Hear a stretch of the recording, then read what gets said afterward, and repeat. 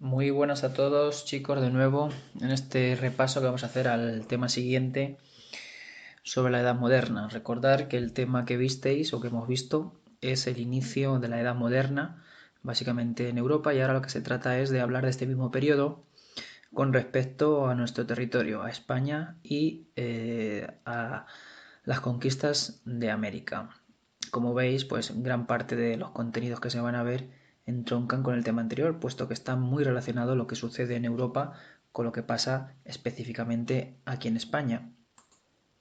¿Y qué vamos a ver en este tema? Pues bien, desde el reinado de los Reyes Católicos, que marca el final de lo que es el siglo XV, y los dos grandes monarcas del siglo XVI, Carlos I de España o V de Alemania, que era nieto de los Reyes Católicos, y Felipe II, que era el hijo de este.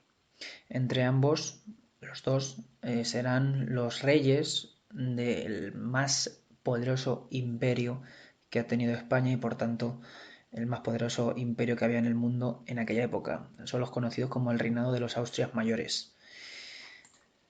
Así que sin más dilación vamos a empezar a ver en primer lugar el reinado de los reyes católicos. Bien, recordar, bueno, me imagino que lo estudiaríais en primaria. Los Reyes Católicos es un matrimonio entre Isabel de Castilla y Fernando de Aragón.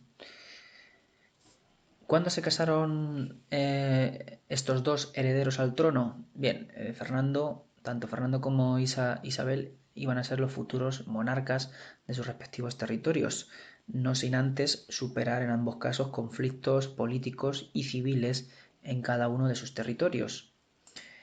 Por ejemplo, aquí tenéis descrito lo que sucede con Isabel. Isabel, que era hija de Juan de Castilla, va a desafiar a su hermano, a Enrique IV, porque Enrique IV se va a oponer al matrimonio entre su hermana y Fernando de Aragón, con lo cual la va a desheredar. La va a desheredar como futura heredera y nombraría a su hija, conocida como Juana la Beltraneja. Porque en teoría, ¿por qué se le llamaba la Beltraneja? Porque las malas lenguas de aquella época decían que no era hija del propio rey, sino de un personaje de la corte, de Beltrán. Bien, se originará un conflicto, una guerra civil entre los partidarios de Isabel y los partidarios de su sobrina Juana. Finalmente, bueno, ese conflicto se conoce como la Guerra de Sucesión Castellana, como tenéis ahí, y finalmente ganará la facción de Isabel y bueno, como tenéis ahí escrito, tras ganar las batallas de Toro y Albuera. Además se ve reforzado por la firma o el reconocimiento de dicha monarquía o de dicho nombramiento por parte de los portugueses a través del Tratado del Casovas o Alcacobas, relacionado con la expansión geográfica. Ahí tenéis un poco la genealogía, es decir, Enrique IV era hermano de Isabel la Católica. Y el conflicto será entre la hija de Enrique IV y la hermana de Enrique IV, Isabel la Católica. Bueno, aquí si os queréis detener un poquito más, en cuanto a lo que es la guerra de sucesión castellana, aquí tenéis un texto, paráis lo que es esta locución y vais viendo un poco más la descripción de lo que sucedió en este momento. Eso en cuanto a Castilla. Vamos avanzando. En 1900, bueno, en 1900 digo, en 1469, como hemos dicho, se van a casar a escondidas se van a casar Fernando e Isabel. Hay que decir que eran parientes lejanos. En ambos casos, eran de la dinastía de los Trastámara, que ya estaban reinando en sus respectivos territorios varias décadas, por no decir en la centuria anterior. Lo fundamental que debéis de saber es qué medidas se van a tomar o van a tomar estos reyes para considerarles los prototipos, no los prototipos, sino los que inician el tipo de monarquía moderna. Algunas de las características ya la vimos en el tema anterior, para considerar las monarquías autoritarias o monarquías modernas. Pero ahí lo tenéis, estos tres puntos bastante resumidos. El primero, la unidad territorial. Por un lado tenemos la expulsión de los últimos musulmanes de Granada en el año 1492 y luego, una vez que muere la reina, y todavía sigue reinando Fernando, y va a conseguir la anexión de Navarra. Y como dice, se va a preparar la futura unión con Portugal mediante enlaces matrimoniales. Es algo que luego veremos cuando hablemos de su nieto. Es decir, los hijos de los reyes católicos, o los reyes católicos, mejor dicho, van a casar a sus hijos, como ya os dije en el tema anterior, mediante una serie de acuerdos o de alianzas con los herederos o herederas de los principales tronos o reinos de la edad moderna que estaban en Europa.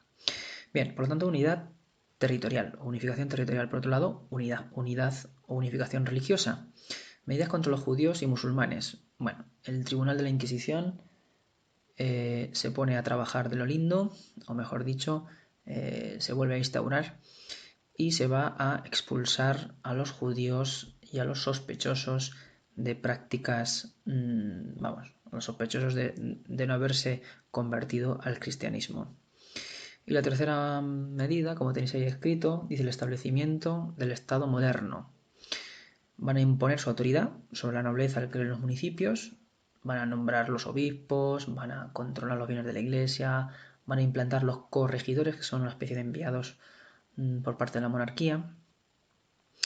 No se van a convocar a cortes, ya sabéis, esa reunión donde estaban representados la nobleza, el clero, y también se invitaba a los habitantes de los municipios, es decir, a la burguesía, aunque hay que decir que en los territorios castellanos y aragoneses poca burguesía había. Bien, es verdad que si tenemos que establecer una distinción entre Castilla y Aragón, había un núcleo más fuerte en Aragón que en Castilla. Y también otra distinción entre Castilla y Aragón es que el poder de la monarquía en Castilla va a ser o va a estar menos limitado que en Aragón, puesto que al mantener diferentes leyes o respetarse las diferentes instituciones que había en Aragón, era un tipo de poder menos centralizado o menos autoritario que el que se podía llevar a cabo en Castilla, donde apenas, por no decir, no existía la limitación al poder o al gobierno o al control de la monarquía. Bueno, y la gran segunda medida dentro del Estado moderno o establecimiento del Estado moderno dice reforma de la administración. Pues se crean nuevos organismos, todo esto ya lo vimos en el tema anterior. Nuevos organismos, una política económica más eficaz, una institución, la Santa Hermandad, que podía intervenir en ambos reinos, modernizan el ejército, etc. Aquí tenéis un mapa de la expansión territorial de la Corona de Castilla, más enfocada a lo que es el Atlántico, ¿de acuerdo? Y a la unificación territorial. Mientras que cuando ahora veamos el mapa correspondiente a Aragón, o donde pone su foco Aragón, estará más centrado en el Mediterráneo. Vamos a ir pasando diapositivas. Bueno, ya lo hemos nombrado, el Tribunal de la Inquisición o el Santo Oficio se crea en época de los Reyes Católicos gracias al permiso del papado de aquel momento, y va a ser una especie de, un tribunal para eliminar a todo aquel sospechoso de oponerse, por así decirlo, al poder bajo la excusa de la religión. Y ahí tenéis también el nombre de un fraile, que era temido, que era Fray Tomás de Torrequemada, el inquisidor general de Castilla y Aragón. Había que andarse con mucho cuidado con este hombre.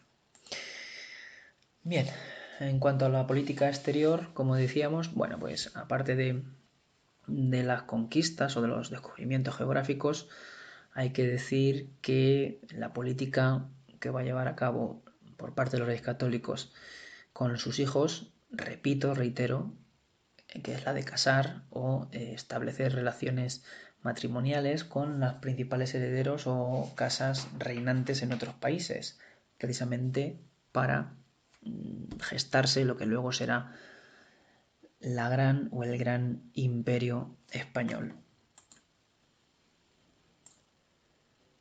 Aquí tenéis los diferentes hijos y casamientos y descendientes que tuvieron los reyes católicos. Ahí veis los hijos o las hijas, en este caso de los reyes católicos, y con quién se van a casar o con quién van a establecer relación matrimonial.